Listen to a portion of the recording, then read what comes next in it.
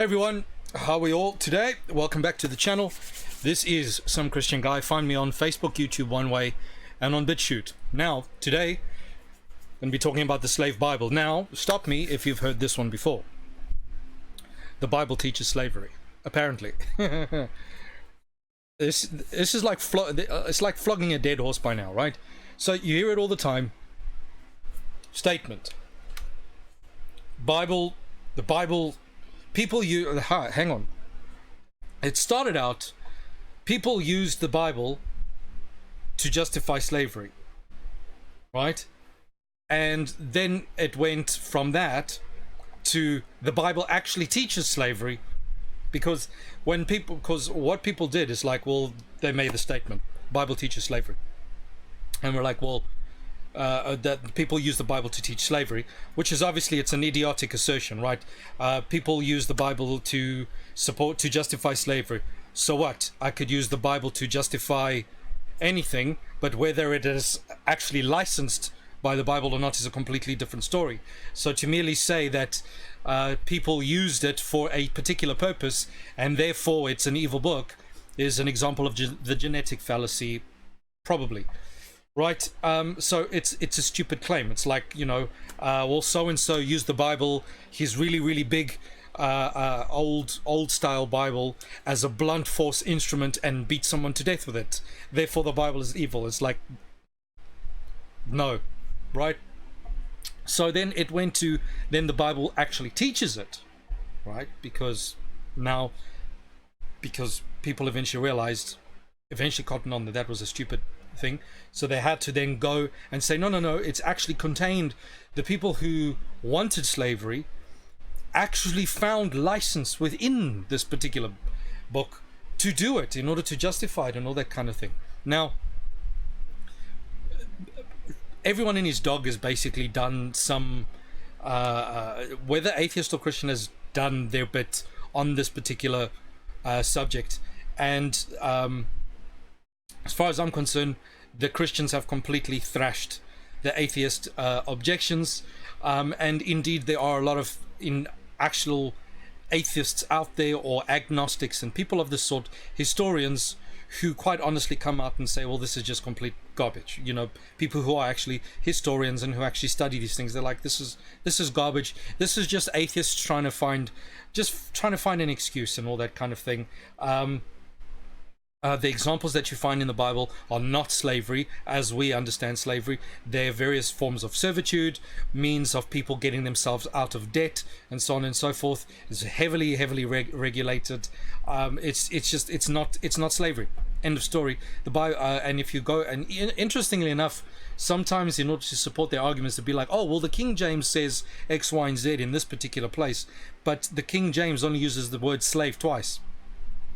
So that's complete nonsense. Now, this idea, so it's gone into this idea where they say, well, in those passages, it contains it.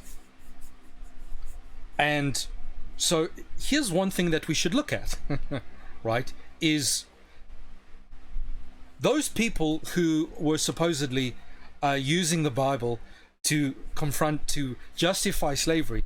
You got to ask, well, you know, what were they thinking? How exactly did they go about doing this? You can't just throw it up and say, oh, they used this and this passage. You got to actually go to those people and say, how did they actually do it? And so, for those of you who, I didn't know about this, I only found out about this a few weeks or months ago. And did you know there's such thing as a slave Bible? Right? Let's have a look here. Smart News. This is the Smithsonian, so it's pretty reliable.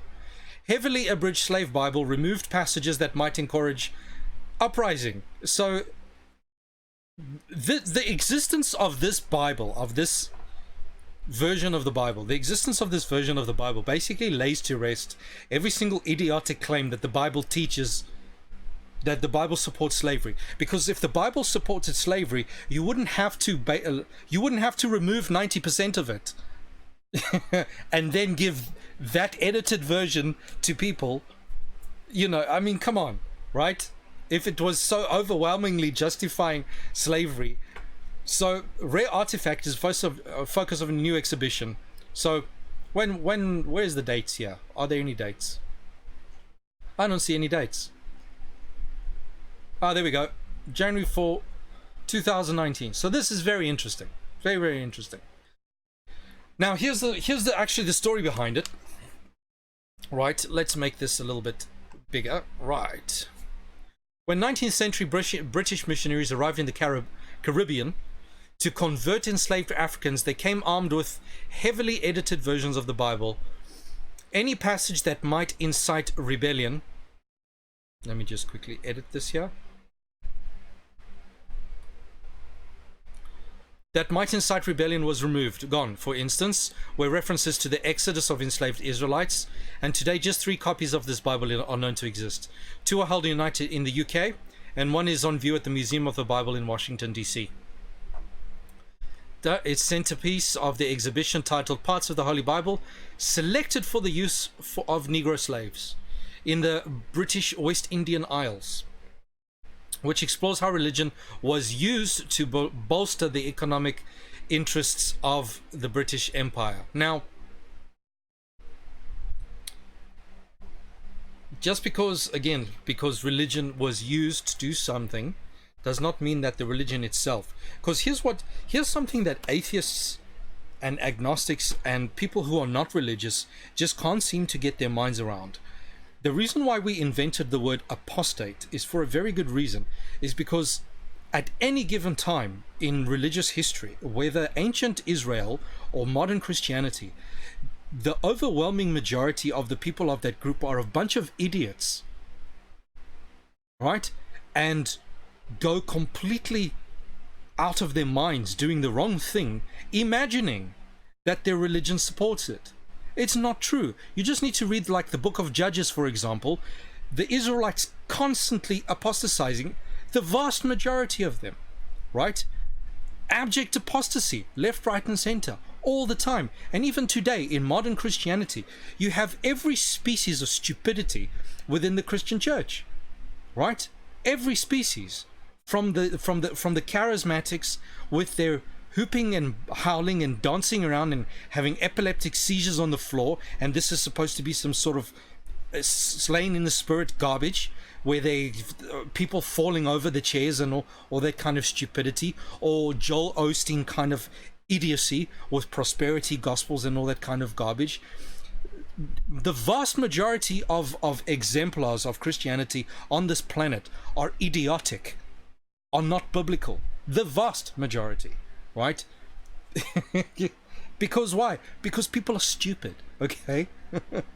Just because we have a canon of scripture doesn't mean that the overwhelming majority of Christians are even reading it. I know even in my church, the majority of people I know, even in my own church, if they spend 10 minutes reading the Bible a week or a month, it's a lot, right?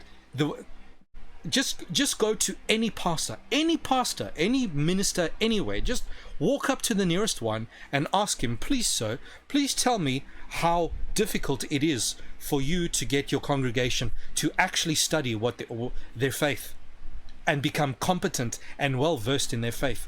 He'll tell you it's a nightmare. It's almost impossible. It is almost impossible to get Christians to practice and study their faith.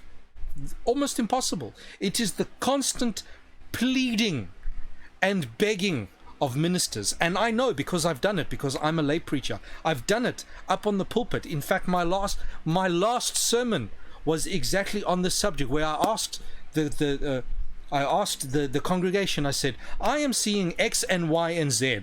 What are you doing? Or rather, what are you not doing, right? So that we are seeing certain things in the church that shouldn't be there. It's like, what are you doing? Clearly you're not practicing your religion. Clearly you're not studying. Clearly you're not reading the Bible or doing anything, right? You're literally doing everything but. Okay, so this is the problem. Okay, so the fact that there are stupid Christians throughout history is just, well, duh, right? That's, go and read the book of Lamentations, right? And see what Israel was like back in the day. It's just how it is. It's the way it's always been. bolster, how religion was used to bolster the economic interests of the British Empire. Anyway, the abridged work was first printed in London 1807 on behalf of the Society for the Conversion of Negro Slaves. The missionaries associated with this movement sought to teach the enslaved Africans to read. Right, now here's an interesting thing. Right, where do you ever hear about, if Christians are so terrible, where do you hear about in the history of the slave trade where they would actually educate their slaves? Right, trying to uplift the slaves in any kind of way. You don't hear about it. Right, it's very, very, very, it's the exception, not the rule. Right, so here's why the missionaries had to do it. Right, they wanted to teach them to read with the ultimate goal of introducing them to Christianity, but they had to be careful not to run afoul of farmers, for they were wary about the revolutionary implications of educating their enslaved workforce. The British West Indian slaves, modern-day Jamaica, Barbados, Antigua, formed the heart of England's overseas empire, after all, and it was powered by millions of enslaved Africans forced to work on sugar plantations. So it's not just... it's true for the British, but obviously North America, South America, where I'm from as well. My ancestry, there's slaves in my ancestry as well. So everywhere. In fact, it was worse in Brazil. It was more prevalent in Brazil than it was almost anywhere else, you know. And yet who are the ones that complain about it the most? Right? It's the Americans. They just love to complain. They're the victims of the world, aren't they? Right, because it could incite rebellion. This meant missionaries needed a radically pared down version of the Bible. So here we go. The typical Protestant edition is 66 books, Roman Catholic 73, Eastern Orthodox 78. But the slave Bible, by comparison, is reduced to only parts of 14 books. So it was like 80% of it is gone, if not more. Gone was Jeremiah. Woe unto him that buildeth his house by unrighteousness, and his chambers by wrong, that useth his neighbour's service without wages, and giveth him not for his work, and so on and so forth. I'll put the link to the description of this in below. So if the Bible actually taught and supported slavery, they wouldn't have needed to eliminate 80% of it in order to give it to the slaves. Right? You don't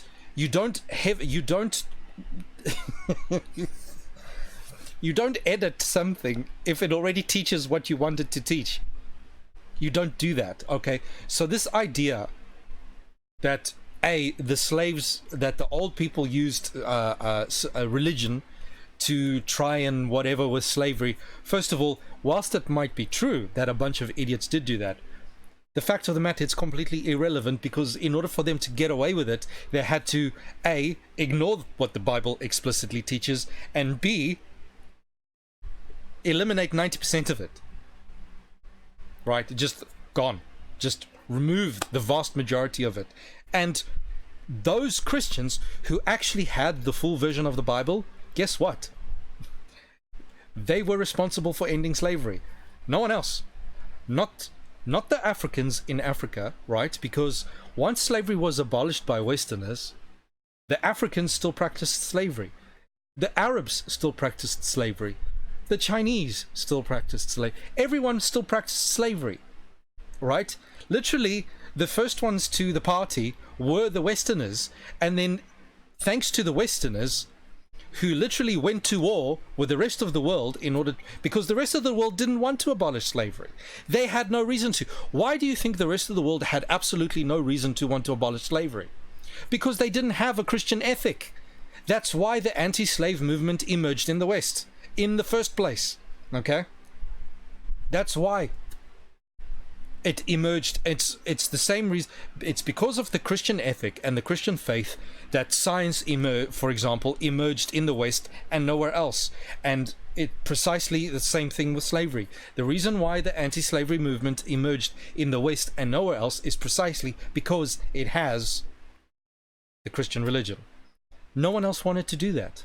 Absolutely no one else, not the Africans themselves, because this idea that these Africans were these poor little picked on people is absolute garbage, right? Africans were selling, strong African tribes were selling off weaker African tribes to the white people. It was called the slave trade, all right? They paid for them. They paid for them. This idea, what you see in these movies and stuff like that, where these white people come in invading villages and all these poor black people running around scared. No, the invaders were other black people, were stronger black tribes, were dominant black tribes who enslaved the neighboring African tribes, just like it's been throughout history, okay? So, this is totally idiotic. This Bible settles the issue, okay? Just the whole fact of history settles the issue that the Bible does not support slavery. But now I want to go a little bit further with this, because here's something that is really, really irritating, right? Why does the atheist care at all, right? Because here's the thing.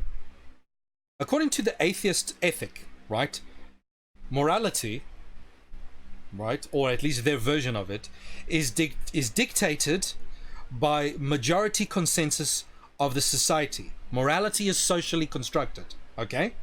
Therefore, it is not objective, it is subjective according to the society, okay? Therefore, the only reason why atheists are objecting to slavery is because it happens to be fashionable to do so. Because here's one thing that atheists say all the time. The only reason why religious people are religious is because they grew up in religious societies. Well, the exact same thing can be said about the only reason why anyone thinks slavery is bad at all is because they grew up in a society where slavery is considered bad. But if any one of these idiots had been born 500 years ago, they wouldn't be making the objection. Least of all the atheist, because as far as the atheist is concerned, consensus is what makes morality. Right? If the society says, then that's what goes. It's purely subjective, right? So the fact that the atheist would care at all is just, it makes no sense. Given their worldview, makes no sense whatsoever. Why the hell do they even care? It's just, how can you say? It's asinine posturing is what it is. Completely asinine posturing. Because even their own worldview, it makes no sense for them to give a damn at all. It's like, yeah, we don't like it now, but 500 years ago we might have liked it. It's dictated by society, so who the hell cares, okay? Then here's the second point, all right? And this is something I heard just recently. Atheists like Sam Harris, Cosmic Skeptic, and a few others, all right? Absolutely... they seem to be quite certain. I'm not going to say absolutely certain, because you know they always edge it with there's no such thing as absolute certainty. Well, are you sure? Are you certain about that, by the way? Anyway, moving on. They will assert that we don't have free will. So if we don't have free will, then what the hell is the argument about? If there is no free will, why are you even arguing with us in the first place? If there's no free will, what are you doing? Right? Who are you trying to convince? Because if we don't have free will, you can't change our minds anyway. Right? And if we don't have free will, why should we even take you seriously? If you have no free will, right? You just pre-programmed to spout whatever garbage that whatever you want us to now believe. Why should we believe it? Why should we take it seriously? What's your argument? If we have no free will, what's the argument? Why are you even arguing? Why are you wasting time? Again, it's an incoherent worldview, right? Because atheism is such a stupid worldview, and I used to be an atheist, and I used to buy into this kind of stuff. I really, really used to. And one day I woke up and I realized how absolutely demented and incoherent it is, right? They have all of these objections, but if we don't have free will, then you're wasting your time, right? Atheists today are about as evangelical as the most evangelical Christians in the way they proselyte their faith, right? But if they don't believe in free will, you know what? They're like the Calvinists who don't believe in free will. It's like They're literally in the same boat as the if we don't have free will, and like the Calvinists who believe that everything is predetermined, it's like, why the hell do you bother evangelizing anyone? If it's all determined at the end of the day anyway, then why bother? Right? And where's the if you do not have free will, then where's the moral accountability? You can't say, well, that's immoral. It's not immoral, because if we don't have free will, we're not the ones doing it. We've been just programmed that way. It's just, it's idiotic. This, you know. And here's a third one, right? Why we need to dispense with this kind of stupidity. Because one thing I've seen black Christians really struggle with is other black people who have imbibed this demented black consciousness stupidity, this ideological retardation that's come out of the North America, right? And so what these black people do who are not Christians, they go to blacks who are Christians and they give them a hard time for being a Christian, because they imbibe this kind of stupidity, right? And they, well, how can you as a black person be a Christian if Christian teaches slavery, right? And half of these morons are okay with Islam and Islam actually is a racist Islam is actually a racist religion, and it is actually it actually teaches slavery, and it is actually a racist religion. Muhammad was white, by the way, and the Quran brags about that fact, right? And as far as Muhammad was concerned, blacks were raisin heads. That's what he literally calls them, that in the hadiths. I think it's the hadiths. I don't think it's the Quran. They're literally, blacks are literally referred to in the holy books of Islam as raisin heads. That's literally what they're referred to. But yet these idiotic blacks that have imbibed this imbecilic black consciousness movement stupidity, right, go around persecuting black Christians with this garbage, with this rubbish, right? It's mind-numbing. And I get the same thing as well, because I'm South American. I have these imbeciles like these black Israelite morons, right, that believe now also they've imbibed it's just another extent of this racial consciousness imbecility, right? Just like your British Israelite morons who believe that all white people are the chosen Israelites. It's the same thing. It's the black version, right? So I've been approached by black Hebrew Israelites that I must throw off I must throw off my chains and join the Hebrew Israelite Brotherhood, because for some reason we're saved by genetics. Ladies and gentlemen, there is no such thing as salvation by lineage or salvation by genetic code, okay? It doesn't exist. It's Jesus Christ or nothing. End of story. You're saved by Christ. Salvation through Christ. If it's not through Christ, I don't care what you look like. I don't care what you are. I don't care who you are. Through Christ, you're saved.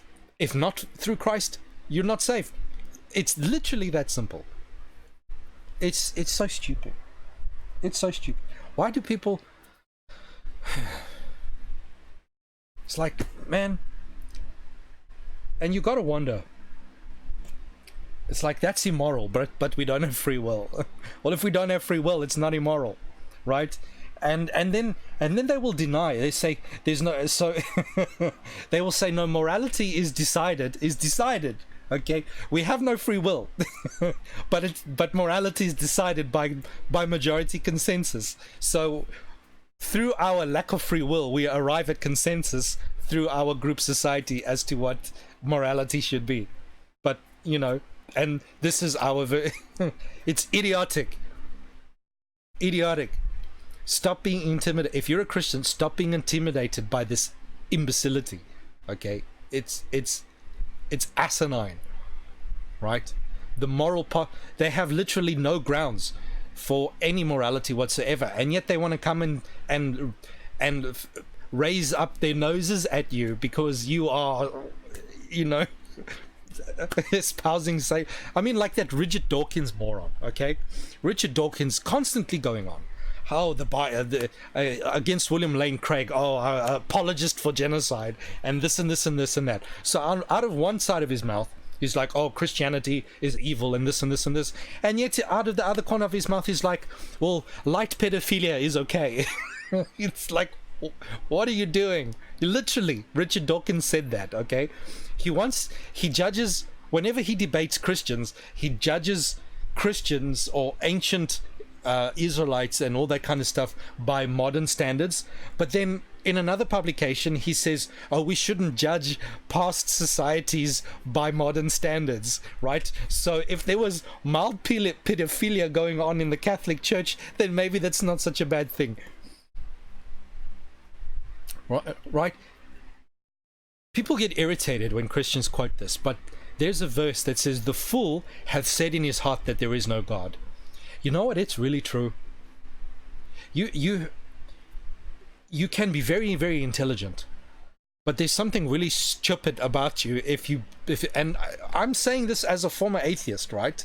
As a former atheist, there was something stupid in my thinking that I ever believed this in the first place, that I ever bought into this. It is so, and it was distasteful for me to admit that I was wrong, but I eventually had to, because it is so idiotic and incoherent. It's like, and let's put it this way, even if Christianity is not true, right, it's still better, even if it's ultimately not true. Let's say ultimately it's there is no God. Let's grant that for a minute.